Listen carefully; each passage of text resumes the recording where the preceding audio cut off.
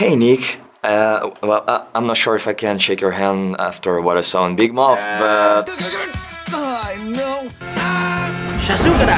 I must start this conversation saying that Big Mouth is the sexy video that I think that everyone should have seen. Thank you for that. My pleasure. The sad thing is that it comes almost 15 years after my puberty, but that's not the point. So how this crazy idea came to life?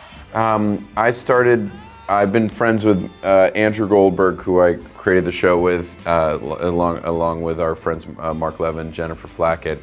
We've been friends since we were 6 years old, and we became very close, best friends in middle school, around 12, 13 years old. He hit puberty very hard, very young, could grow a full beard, and I was a very, very late bloomer. I was a very little guy.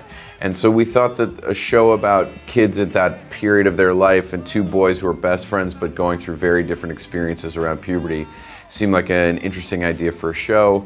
And then we started to build out that world with their friends who were all girls and boys who were all going through different stages of puberty, and then also the hormone monster and hormone monstress and the characters that start to tell kids what to do and how to feel and it's sort of a manifestation of their own puberty and hormones. And why have you decided to show the ghost of Duke Ellington as a regular character?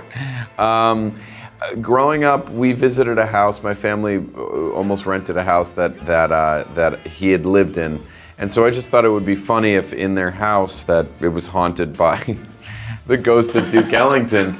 Because I'm a big jazz fan, and I don't think Duke Ellington was really like the Duke Ellington that we've created, but it created a great, having a ghost of a famous person created a great platform to be able to bring in other ghosts and other sort of people whenever we wanted to, whether it's Prince or Michael or Prince or Liz Taylor or Picasso or anyone else. It would just seem like a fun opportunity to use that. Well, one of the greatest things in the show is that you have no boundaries.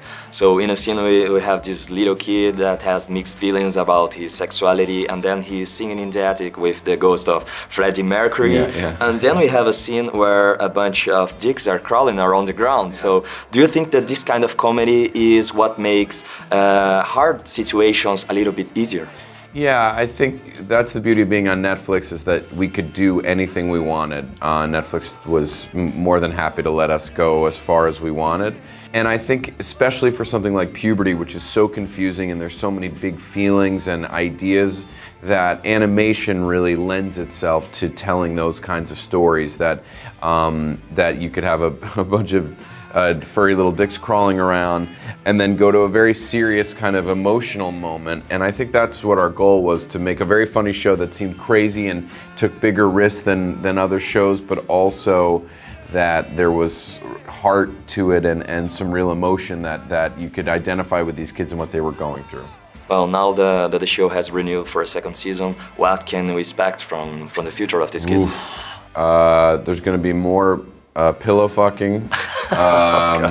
There's going to be more masturbation. Our goal is that the kids continue the journey of what kids are going through. So there's drugs and shame and more masturbation. But yeah, so we hope to explore all that kind of stuff. We're just excited to continue to show all these kids grow up. And I hope to see more of Maurice too, because he's awesome, and he's the greatest character I ever created. He's not going anywhere. Okay, so thank you for this interview, and I hope to see you again for the second. Thanks, you better shake my hand now. There you go. Oh my God. Yeah, thanks man. Yeah. Hello darkness, my old friend. I've come to talk with you again, because